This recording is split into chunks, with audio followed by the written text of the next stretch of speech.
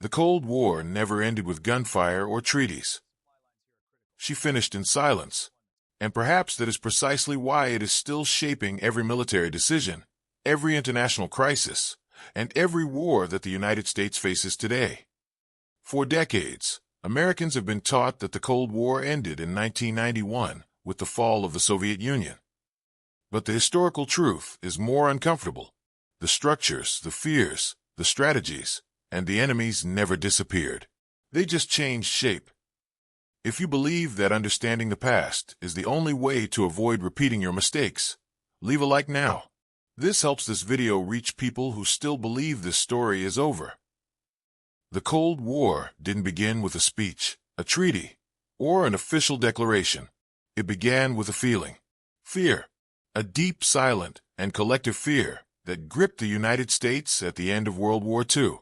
In 1945, the country had won the greatest conflict in human history, but victory did not bring security.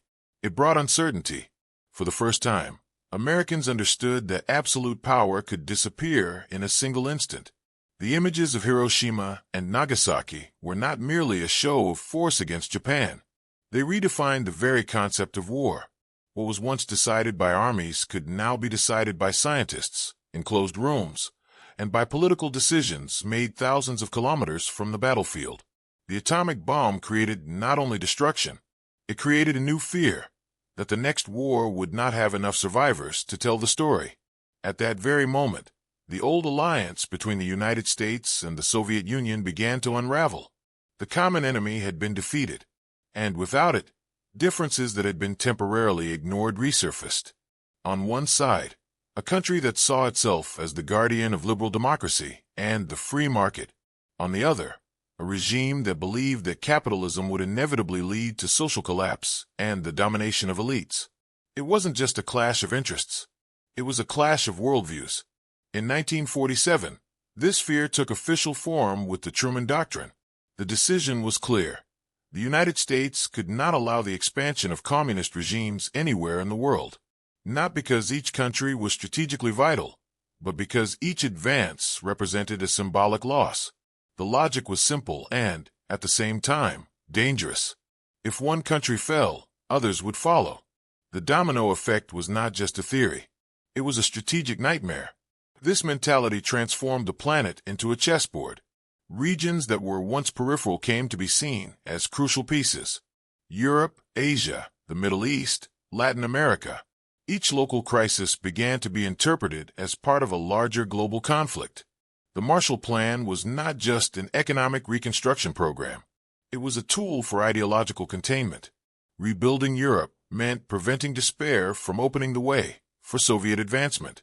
From the American perspective, the Cold War was built on a central conviction. If the United States retreated, the world would change irreversibly. This fear didn't just come from Moscow. It stemmed from recent memory itself. 2 world wars in less than 30 years had taught that isolation came at too high a cost. Staying out of global conflicts ceased to be an acceptable option. But there was an even deeper element. For the first time, the enemy didn't need to attack. Its mere existence was enough. The Soviet Union didn't need to fire a single missile to pose a threat.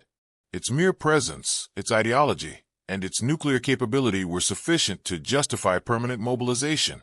This created something unprecedented in American history, a psychological state of war without war.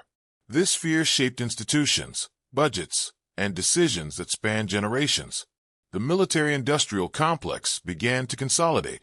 Intelligence agencies gained unprecedented power. Foreign policy became guided less by traditional diplomacy and more by anticipating the worst possible scenario. The logic was not to win quickly. It was to prevent the other side from winning first. And this is where the first link to the present is formed. The Cold War was not just a historical period. It was a mentality, a way of seeing the world as permanently unstable, hostile, and on the verge of spiraling out of control. Even before the first wall was erected or the first missile was aimed, the United States had already made the most important decision of all, to live prepared for a conflict that might never happen, but which, if it did, would define the fate of civilization. That fear didn't disappear. He just learned to adapt. Most Americans remember exactly where they were when they heard that the Soviet Union had collapsed.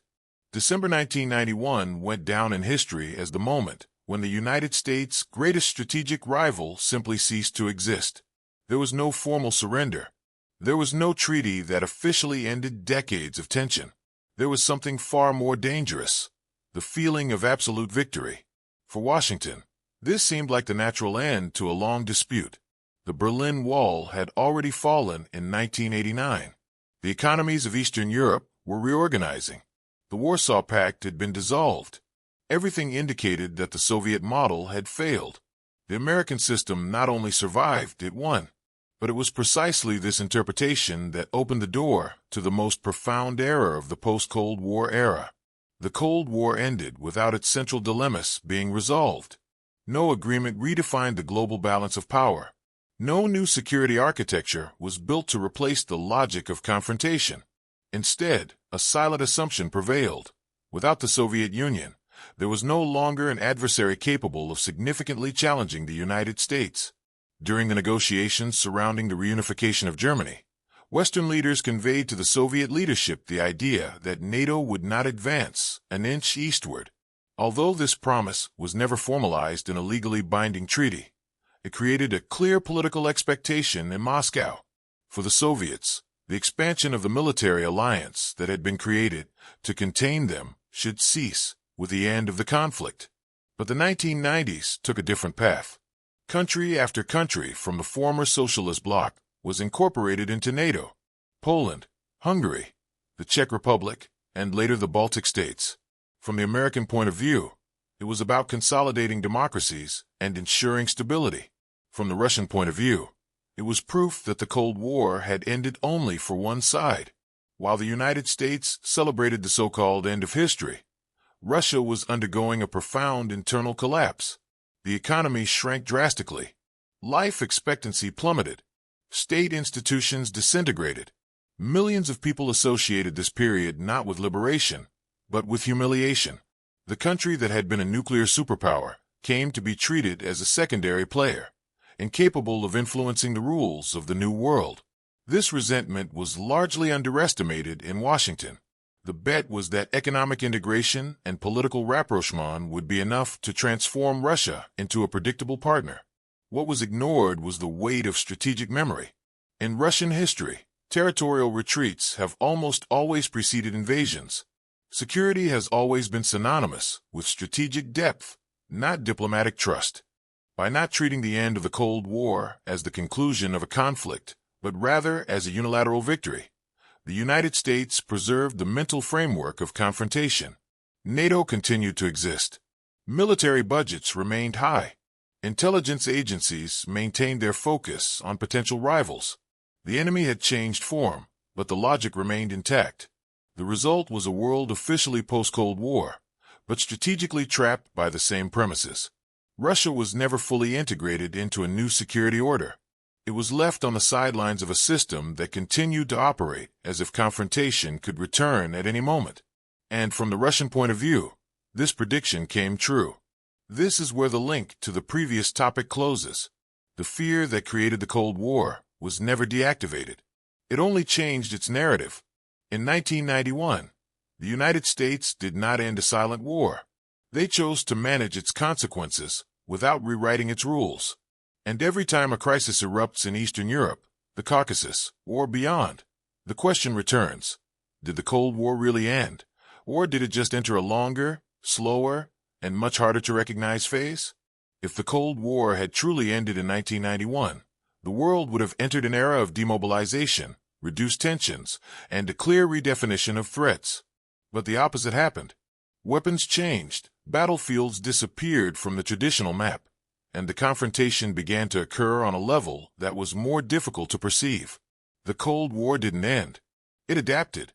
In the years following the Soviet collapse, the United States began to face a type of conflict that did not require tanks crossing borders or planes bombing enemy capitals. The new war was indirect, fragmented, and continuous. Local conflicts began to take on global dimensions, not because of the number of soldiers involved, but because of the strategic significance of each intervention. The idea of proxy wars which had already marked the classic Cold War period, never disappeared. It only spread. Balkans, Caucasus, Middle East, North Africa. Regional crises began to be treated as tests of influence. Every revolt, every civil war, every regime change came to be interpreted as an advance or a retreat in the global balance of power. At the same time, economic sanctions assumed a role that previously belonged to the armed forces. Blocking access to markets, freezing assets, and limiting technology became a form of strategic coercion. These measures were presented as alternatives to war, but in practice they functioned as modern sieges, capable of pressuring entire societies without firing a single shot. The conflict ceased to be declared, but it never ceased to exist. Technological advancement accelerated this transformation. The battlefield now included communication networks, financial systems, and information flows. Cyberattacks began to replace traditional military operations. Election interference, disinformation campaigns, and digital espionage became central tools of power. The logic of the Cold War remained the same: weaken the adversary without crossing the line that would lead to open war. For the American public, this new type of confrontation created a dangerous illusion. Without major visible battles, without rationing, without national mobilization, it seemed that the country lived in peace. But behind the scenes, the structure of confrontation remained active. Defense budgets continued to grow. Security agencies expanded their reach. Preparation for the worst-case scenario was never interrupted. This phase of the Cold War also redefined the concept of victory. It was no longer about defeating the enemy, but about keeping them permanently under pressure. The objective became risk management, not conflict resolution. This created a state of constant tension, in which crises are not exceptions, but part of the normal functioning of the international system. The social impact of this change was profound. An entire generation grew up without a clear perception of a defined conflict, but under the constant influence of abstract threats. Terrorism, hostile states, invisible attacks. Fear ceased to have a specific face and became diffuse. This ambiguity made the confrontation harder to question and easier to perpetuate.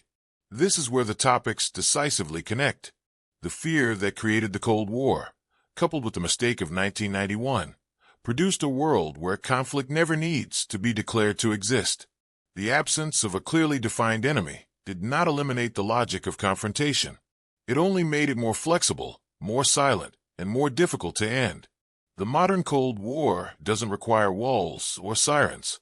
It's sustained by data, influence, technology, and decisions made away from the public eye. And as long as this model continues to be seen as normal, the conflict will continue to advance with no end in sight. In the American imagination of the original Cold War, the enemy had a clear face, a defined capital, and an explicit ideology. Today, the scenario is more complex, but the logic is familiar. The United States faces not just one strategic rival. It faces two distinct models that operate under the same fundamental premise, limiting American capacity to shape the global order. Russia represents a return of direct conflict with deep historical roots. For Moscow, the end of the Soviet Union meant not just a regime change. It meant the loss of territory, influence, and status. Every NATO advance towards its borders was interpreted not as a defensive move, but as the continuation of a siege begun decades earlier. Ukraine has become the ultimate symbol of this dilemma, not only because of its geographical position, but also because of its historical, cultural, and strategic value. From the American perspective, support for Ukraine is presented as a defense of sovereignty and a rules-based international order. From the Russian perspective, it is confirmation that the post-1991 system was never neutral. This difference in interpretation is not a minor detail. It is the driving force of the conflict. And as long as these narratives remain incompatible, the tension will continue to be structural, not episodic. China, on the other hand, adopted a more patient and quiet approach. Beijing learned from Soviet mistakes. It avoided direct military confrontation and bet on economic growth, trade integration, and technological influence. Instead of directly challenging the United States, it sought to gradually reduce its dependence and expand its strategic autonomy. The result was a competition that manifests itself not in tanks or missiles, but in supply chains, semiconductors, infrastructure, and data control. Taiwan has become the most sensitive point of friction in this new dynamic. For the United States, the island represents a strategic commitment and a pillar of security in the Indo-Pacific. For China, it is a matter of non-negotiable sovereignty. The tension does not require war to be real. It manifests itself in military exercises, diplomatic pressure, and calculated displays of force. The common element between Russia and China is their rejection of the idea of a unipolar world led exclusively by Washington. Neither seeks to exactly replicate the Soviet model. The objective is different: to create spaces where American influence is limited, negotiated, or contained. This is the essence of the Cold War adapted to the 21st century. For the United States, the challenge is twofold. Unlike in the past, there's no single theater of operations, nor a clear ideology that simplifies the discourse. The country must simultaneously deal with a heated conflict in Eastern Europe and a long-term strategic competition in Asia. This overlapping of fronts consumes resources, political attention, and diplomatic capital. At the same time, traditional alliances are being reactivated and expanded. NATO, partnerships in the Indo-Pacific, regional security agreements. The global architecture is once again being organized into blocks, even if no one officially uses that term. The fragmentation of the international system is not a side effect. It is the very scenario of the new Cold War. This context reinforces the connection with the previous topics. The original fear was never dispelled. The mistake of 1991 prevented a clear redefinition of the rules. The silent adaptation of the conflict created an environment where multiple adversaries can operate simultaneously without declaring war. Russia and China are not exceptions to this system. They are direct products of it. And the more this model consolidates, the harder it becomes to imagine a definitive end. The Cold War didn't survive because someone decided to keep it alive. It survived because it became the standard language of international politics. If the Cold War were merely a closed chapter in history books, its marks would have disappeared along with the Soviet Union. But in practice, it continues to shape how the United States thinks, reacts, and positions itself in the world. The conflict did not survive by chance. It survived because its premises were incorporated into the normal functioning of American power. Today, the United States maintains the largest military budget in history during peacetime. Bases are spread across dozens of countries. Alliances have been reactivated, and military exercises are constantly underway. These decisions don't come out of nowhere. They are direct descendants of the logic built during the Cold War. The idea that retreating creates vacuums, and vacuums create threats. Even when there is no declared war, preparing for the worst-case scenario continues to be treated as a strategic necessity. American foreign policy also carries this legacy. Crises are rarely viewed in isolation. A regional conflict quickly transforms into a global credibility test. Ukraine, Taiwan, the Middle East. Every decision is evaluated not only by its local impact, but by the signal it sends to allies and adversaries. This way of thinking did not originate in the 21st century. It is the result of decades of indirect confrontation, where any gesture could be interpreted as weakness. Internally, this mentality influences debates about technology, industry, and national security. Supply chains are treated as strategic issues. Control of semiconductors, energy, and data has become a priority. The economy has ceased to be merely a space for growth and has become an instrument of power. This fusion between security and economics is one of the most enduring legacies of the Cold War. The social impact is also visible. The American public lives under a constant, albeit diffuse, perception of threat. There are no sirens, no total mobilization, but there is a permanent sense of alert. Cyberattacks, espionage, foreign interference. The enemy is rarely clearly named, but its presence is always suggested. This makes the conflict harder to question and easier to normalize. By connecting all the dots, the pattern becomes evident. The fear that gave rise to the Cold War created a mentality of continuous surveillance. The end of 1991 brought an end to a political structure, but preserved the strategic logic. The adaptation of the conflict to indirect forms made it more flexible. The rise of Russia and China consolidated a scenario where permanent competition seems inevitable. The ultimate question is not whether the Cold War is over. It is whether the United States can still imagine an international order that does not depend on that logic. As long as decisions continue to be made based on unresolved conflicts of the past, conflict will continue to influence the present, even if it is not called that. History rarely warns when it is about to repeat itself. It only offers patterns. Ignoring them does not eliminate the risk. It only postpones it. If this video helped you see the Cold War not as a thing of the past, but as a system still in operation, please like it now. This signals that this type of analysis needs to continue reaching more people. And if you want to understand how past decisions still shape modern conflicts, subscribe to the channel. Here, history doesn't serve to distract. It serves to warn.